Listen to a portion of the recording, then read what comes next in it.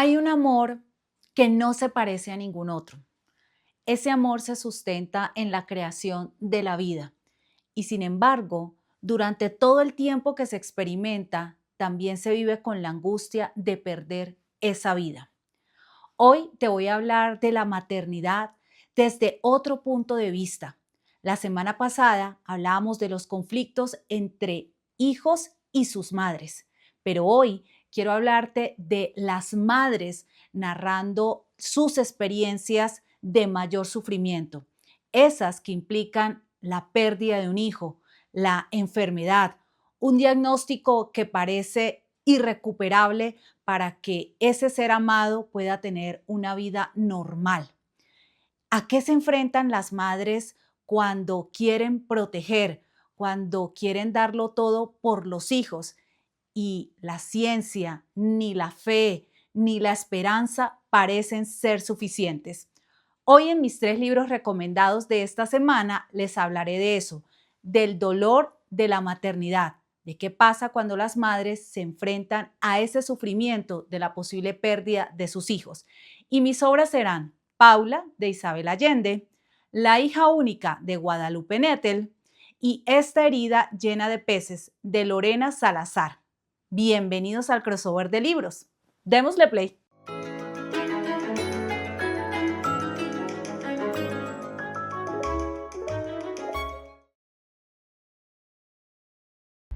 Los libros que les voy a recomendar esta semana nos van a llenar de tristeza y también nos van a hacer la pregunta de cómo las mujeres se desdibujan dentro del dolor de la maternidad y qué pasa cuando ellas tratan de aferrar a la vida a esos seres que han traído al mundo o que por una u otra circunstancia se encuentran cumpliendo el rol de madre. Y es tanta esa necesidad de sacar a flote a esos hijos, diría uno, de acompañarlos en sus metas, en sus sueños, en sus proyectos, que cuando la vida los sorprende con enfermedades, con diagnósticos difíciles, parece que nada queda por hacer más que esperar que el sufrimiento cese para esas personas que tanto se aman. Y esto es justamente lo que vivió Isabel Allende con su hija Paula, que le da nombre a la novela de la cual les voy a hablar en esta primera parte. Aquí podemos decir que este es el libro más íntimo que tiene Isabel Allende, porque es donde ella narra su vida, narra a sus abuelos, a su madre, a sus hijos, a sus matrimonios. Ella se desnuda literalmente o literariamente mejor en esta novela porque nos va a mostrar ese mundo que ella está escribiendo para Paula. Paula ha caído gravemente enferma cuando tenía 28 años, queda en estado de coma por una rara enfermedad que se llama porfiria, que la heredó de su papá Michel y que su hermano Nicolás también la padece. Y Paula en este momento está en Madrid, ella vive con su esposo Ernesto, un hombre que la ama, que la adora, están casi que recién casados, apenas están comenzando su vida juntos con todos los planes. Paula era psicóloga, sexóloga y era un alma altruista, un alma bondadosa, estaba en una búsqueda constante de Dios y de conectarse con lo espiritual, tenía una vida casi que monacal.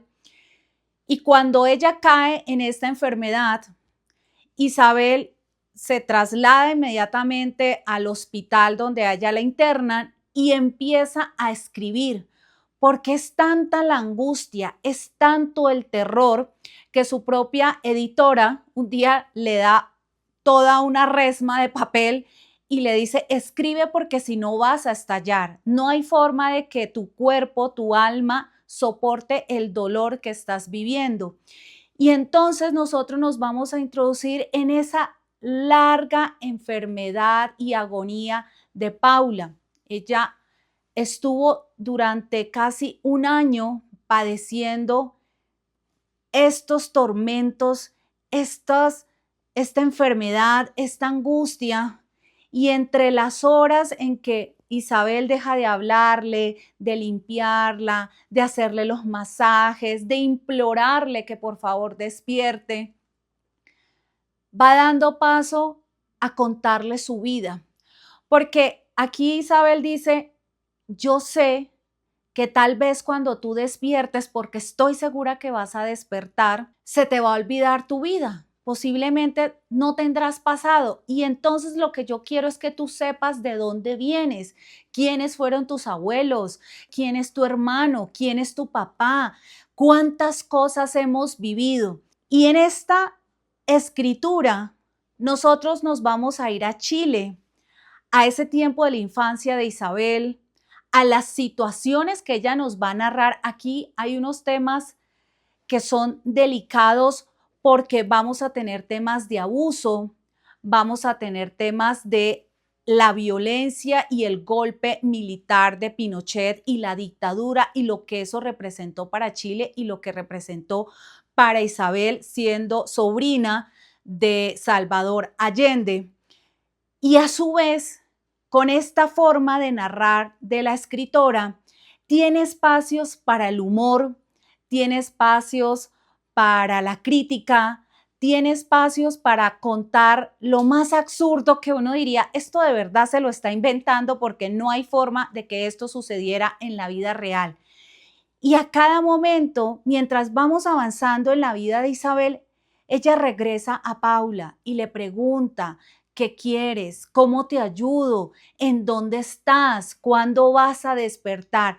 Nosotros, como lectores, en lo que nos vamos a introducir con este libro, que a mí me sacó una que otra lágrima, pero también una que otra carcajada, porque de verdad que la vida de Isabel es llena de contrastes y para algunos o para los que vieron la serie de la vida de ella en Prime, creo que se basaron principalmente en este libro, que es, como les digo, el más íntimo que ella tiene.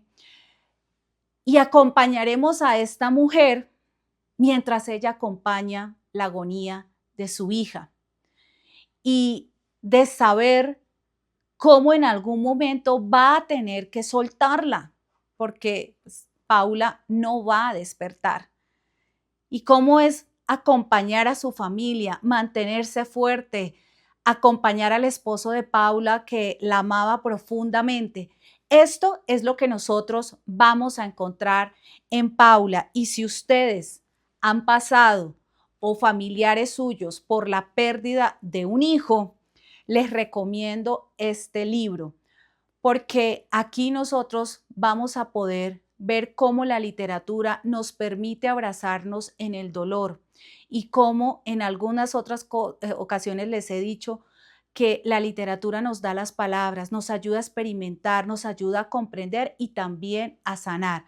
Así que para los fanáticos de Isabel Allende es imposible que no se lean Paula. Y si ya se lo leyeron, me gustaría en comentarios saber qué piensan del libro, cuáles fueron las partes que más les acongojaron el corazón y con cuáles también se dieron ese espacio para sonreír en medio de esa vida disparatada de Isabel Allende contándosela a su hija en coma.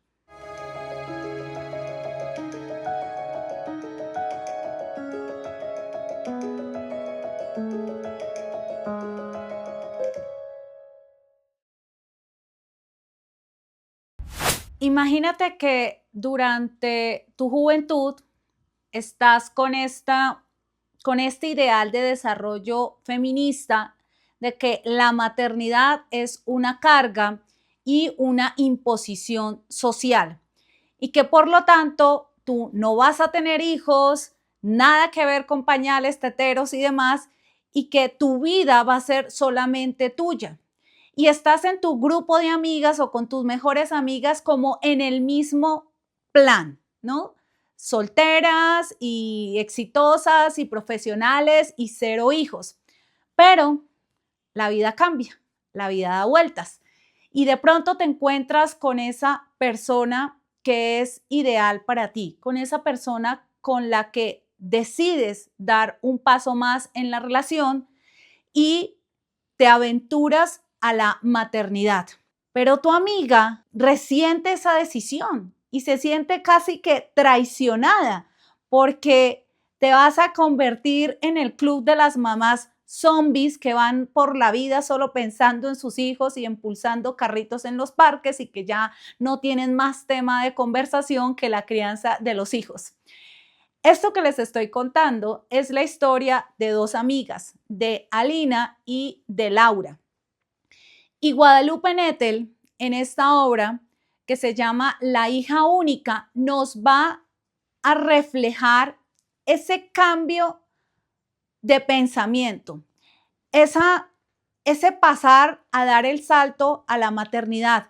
Pero aquí hay algo que es realmente doloroso y es que cuando finalmente decides ser madre y te empiezas a entusiasmar y añoras la llegada de ese bebé, los médicos te dicen, tu bebé viene con problemas, tu bebé posiblemente no sobreviva. Prepara el nacimiento y el funeral de tu hijo al mismo tiempo. Y esta es la bomba que le cae a Alina en una consulta médica. Y Laura es quien nos va a contar la historia de su amiga. Este libro es muy interesante porque en su estructura vamos a tener una primera persona en Laura que tiene su propia visión de la maternidad y a su vez ella va a narrar la vida de Alina y vamos a saltar de capítulo a capítulo, que son capítulos muy cortos, es una de las fortalezas que tiene este libro y la literatura de Guadalupe Nettel, que ya la había leído en otra ocasión y también les recomiendo esa novela. Y aquí esta historia está basada en la vida de una amiga de la autora, a la que ella le pidió permiso para contar su historia y además rellenar algunos espacios con la ficción. Y nosotros vamos a tener acá varios puntos de vista sobre la maternidad, porque Laura va a contar la vida de Alina y esa preparación entre el nacimiento y la posible muerte de su hija, porque como les digo, tiene una grave enfermedad, no se ha desarrollado completamente y lo más probable es que no sobreviva. Y es ese proceso entre pasar de la ilusión, entre comprar la cuna, decorar la habitación, la ropa, prepararse con su pareja, a empezar antes de que su bebé nazca, a ir a comprar un seguro exequial, a ir a pensar quiénes la van a acompañar.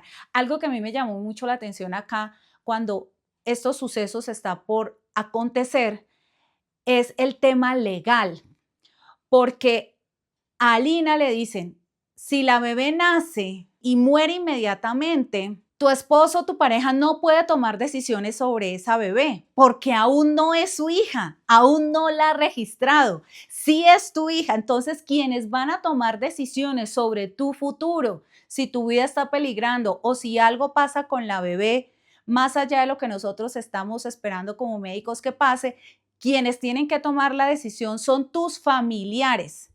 Entonces, este tema de que tú eres mamá tan pronto hay un bebé creciendo en tu cuerpo, pero tú solo te conviertes en papá cuando ese bebé ha nacido y lo has registrado ante la ley como un hijo tuyo. Y es una como de las críticas que nosotros vamos a encontrar acá en este libro, que por lo demás también tiene mucho de feminismo, mucho de hacer ese llamado a la violencia contra la mujer, porque la otra maternidad que Laura va a explorar es su propio rechazo a la maternidad. Ella sí se mantiene firme en no tener hijos, pero la maternidad suele colarse por donde uno menos espera. Y aunque ella decida no tener hijos, de un momento a otro sí empieza a actuar de forma protectora y casi maternal con su vecino, un niño de 8 años que tiene unas secuelas graves de violencia intrafamiliar que vivió cuando su papá todavía estaba con ellos y su madre está todavía tratando de salir de esa depresión. Y Laura empieza a tomar ciertos roles, ciertas decisiones en pro de ayudar a este vecino. A su vez, también empieza a hacer paralelos entre la maternidad de Alina y un nido de pajaritos de palomas que hay en su balcón, y nosotros vamos a empezar a ver en cierta medida cómo ella va hablando de esta bebé de Alina y de estos pajaritos que están por nacer y qué pasa en la naturaleza cuando también hay una maternidad casi que obligada, porque está este fenómeno de que hay pájaros que introducen sus huevos en otros nidos para que otros pájaros los críen y sacan al huevito de ese nido. Y entonces vamos a tener estos 3 puntos de vista, y como les digo, también vamos a avanzar en una crítica a la violencia contra la mujer y a la propia forma en que su mamá, la mamá de Laura, está viviendo ya ese tiempo donde sus hijos están ya grandes, parece que no la necesitan, pero aún así ella requiere cuidar de otros. Lo que pasa en muchas ocasiones cuando ya mujeres mayores sienten como ese nido vacío y tratan de dar ese amor, ese cuidado y esa protección, como en este caso, a otras mujeres. Este libro se los recomiendo para las personas que tengan hijos con condiciones difíciles, con enfermedades, o que conozcan a personas que hayan pasado por esta situación. Se los recomiendo porque de una forma muy poética también nos está narrando cómo la maternidad duele, cómo la maternidad nos va a sacar de ese idilio de la rosa y el azul y los festones, sino cuando desde el principio la maternidad nos está llevando al sufrimiento y al no saber qué va a pasar con nuestros hijos e hijas.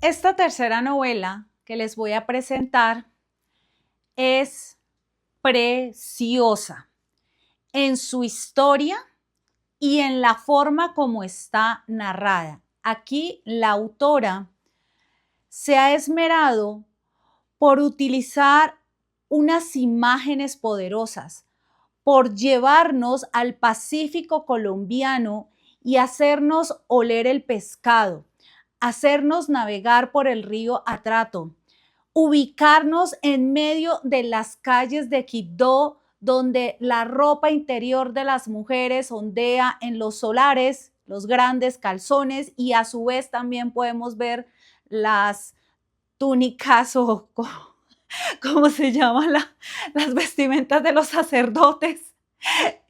Y esta combinación de olores, las papayas, las frutas, hay realmente un uso poético del lenguaje, un uso preciso del lenguaje para ambientarnos en este mundo de Quibdó, del Chocó, departamento, como les digo, en el Pacífico colombiano, y mostrarnos a través de un viaje en canoa, un viaje a través del río Atrato de Quibdó a Bellavista, un viaje que durará 2 días, toda la cosmovisión del pueblo chocuano, de estas comunidades afrodescendientes que ocupan este espacio, este territorio, y que con sus saberes, sus cantos, sus alabaos, rinden homenaje a los muertos y también se aferran a la vida en medio de territorios dominados por la violencia. Del libro al que les estoy hablando,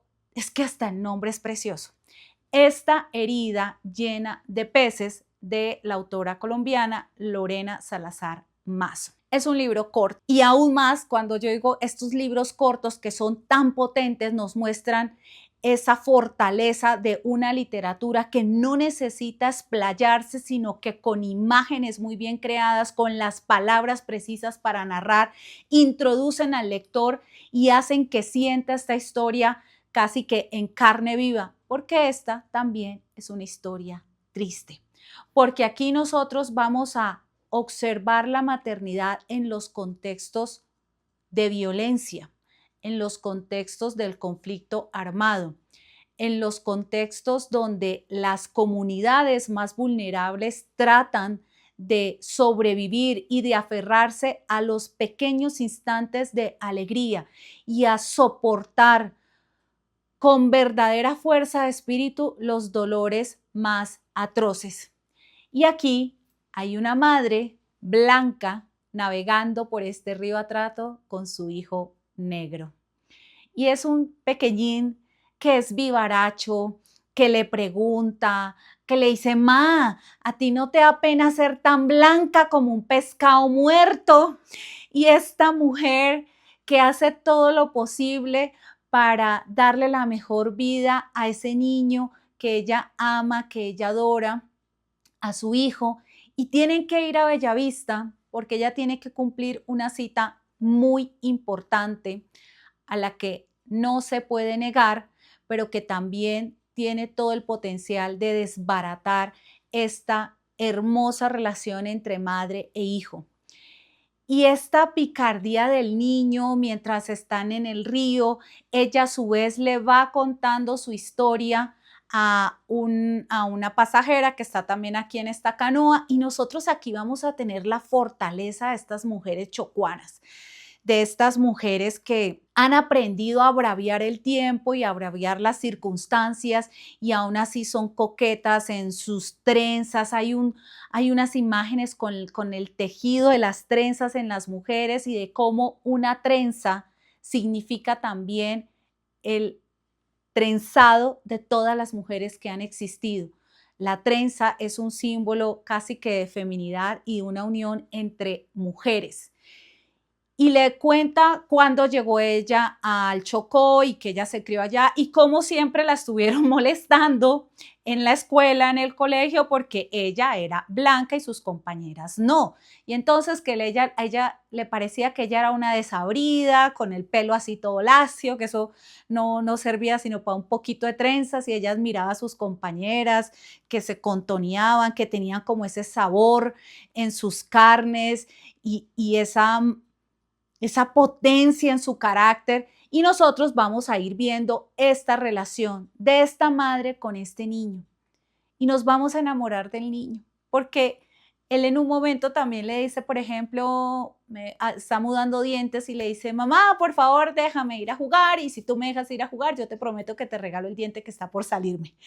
Entonces, es esa visión muy inocente de este niño que a su vez también cuestiona esa mamá blanca. Y también en algún momento le dice: pero tú, ¿por qué eres blanca y yo soy negro? Y esto hace que nosotros leamos en este libro la reflexión de la narradora sobre qué es la maternidad, qué implica ser mamá, qué es lo que uno entrega como mujer cuando está criando a un niño. ¿Cuántos sacrificios está uno dispuesto a hacer? ¿Cuánto amor está uno dispuesto a dar? Incluso amor que uno no sabía que tenía en su interior. Cómo esa vida pequeña se convierte en todo el universo y cómo dar todo por él. Cómo tratar de protegerlo cuando se vive en estos entornos de conflicto armado. Y nos vamos a cuestionar esto. ¿Cómo se vive la maternidad en estos territorios? ¿Quién es madre? ¿Qué es ser madre? ¿Cómo ven estos niños a su mamá, a esta cuidadora? Y tiene un final que a mí realmente me hizo llorar. Yo lloré con este libro, se me escurrieron algunas lágrimas, y precisamente por todo ese contexto en el que vamos a encontrar esta relación tan particular de madre e hijo, es que vamos a ver la capacidad y la habilidad de escritura de esta autora. Es un libro precioso, es un libro que se los recomiendo para comprender eso. ¿Qué significa ser madre?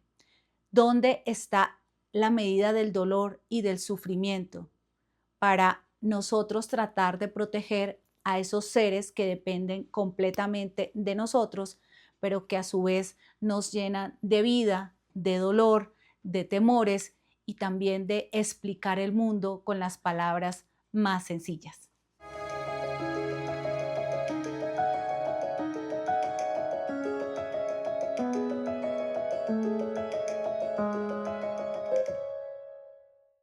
La maternidad no tiene un solo significado. Hay tantas madres como mujeres en el mundo, incluso aquellas que paren a sus hijos, aquellas que adoptan a sus hijos, aquellas abuelas que asumen el rol de madre sobre sus nietos, o las tías o los familiares, o incluso aquella vecina que ayuda a criar a su vecino que tiene problemas. Estos tres libros nos muestran cómo la maternidad duele y cómo hay una cercanía entre el dolor y entre el amor. Es muy difícil que una madre no se vea en algún momento de su ejercicio maternal expuesto a las más duras pruebas. Y para aquellas personas que han pasado por estas pruebas difíciles, es especial estos libros porque los van a ayudar a encontrarse de una manera distinta con el dolor y también a buscar en cierta forma un refugio. Y también aquellas personas que les interese ver la maternidad desde otros puntos de vista. Por supuesto, el tema del dolor y del sufrimiento está en las tres novelas de las cuales les hablé hoy, pero también tienen algo muy poderoso y es que nos van a reflejar las clases de madres que hay y cómo afrontan la adversidad. Así que no se pierdan a Paula de Isabel Allende, a Esta herida llena de peces de Lorena Salazar Mazo y a La hija única de Guadalupe Nettel. Les aseguro que no van a quedar indiferentes frente a estas lecturas.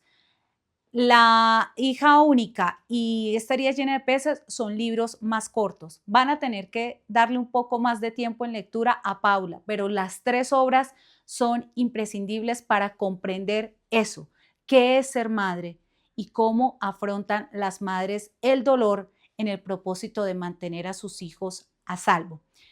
Recuerden, como decía Jorge Luis Borges, leer es una clase de felicidad. Si este contenido te ha gustado, te invito a explorar el resto de videos en mi canal, a suscribirte, a darle like y a dejarme tus comentarios sobre estas novelas y si están entre tus próximos intereses lectores. Chao, chao.